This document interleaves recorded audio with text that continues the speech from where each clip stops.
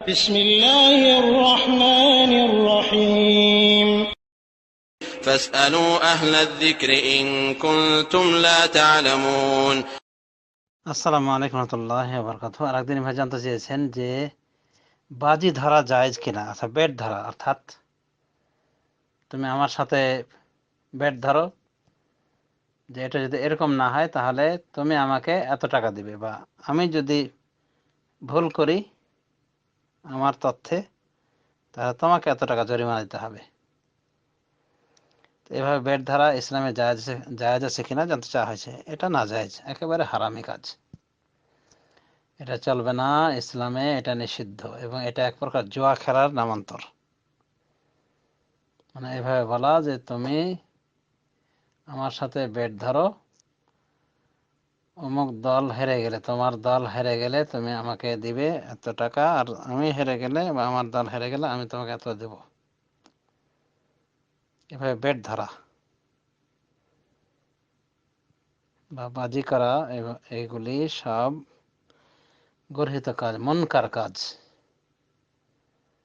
এবং এ জাতীয় বেট বাঁধা, যে পরাজিত ব্যক্তি বা যার তথ্য ভুল হবে তাকে ফাইন দিতে হবে, এরকম পরাজিত ব্যক্তি জন্য এভাবে বেট দাঁড়াদাঁড়ি করা বা উভয় পক্ষ থেকে এভাবে লড়াই করা, বেট ধরাধরি লড়াই, এটা হারামি কাজ, জুয়ার নামান্তর এবং মুনকার বটে। আর সর্বপ্রকার মুনকারকে আল্লাহ হারাম করেছেন।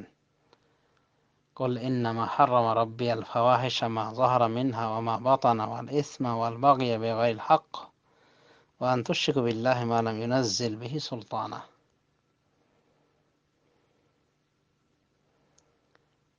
কুল ইন্নামা হাররামা রাব্বিয়াল ফাওয়াহিশ, বলে দিন যে আমার রব তো ফাহেসা কাজগুলিকে হারাম করে দিয়েছেন, প্রকাশ্য হোক বা অপ্রকাশ্য হোক।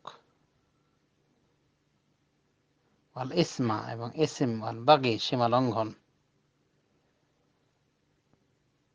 কোনোভাবে শিরিক করা যার কোনো তিনি দলিল নাজিল করেননি, এবং আল্লাহর ওপরে কথা বলা না জেনে, এটাও হারাম করে দিয়েছেন। তো এগুলি বলাতে পারে এক প্রকার সীমা লঙ্ঘন, কোনোভাবে গুনাহের কাজ, যা হারাম। সূরা নাহলের 90 নম্বর আয়াত আল্লাহ বলছেন, এটা তো গেল সূরা আরাফের আয়াত, সূরা নাহলের 90 নম্বর আয়াত আল্লাহ বলছেন, ইন্নাল্লাহা ইয়া'মুরু বিল আদলি ওয়াল ইহসানি ওয়া ইতা'i যিল কুরবা ওয়া ইয়ানহা আনিল ফাহশাই ওয়াল মুনকার। কি বলছেন? ওয়া ইয়ানহা আনিল ফাহশাই ওয়াল মুনকার, তিনি তো আমাদেরকে নিষেধ করেন ফাহেসা কথা থেকে এবং মুনকার গর্হিত কাজকর্ম থেকে। তো এগুলি সমাজের ভিতরে গর্হিত কাজ। এভাবে বেট ধরা, হার জিতের এভাবে বেট করা, এটা বৈধ কাজ নয়, অশরীয়তি কাজ এবং প্রকাশ্য মুনকার কাজ, গর্হিত কাজ, যা অবশ্যই পরিত্যাজ্য। আশা করি বুঝতে পেরেছেন। বারাকাল্লাহু ফিক।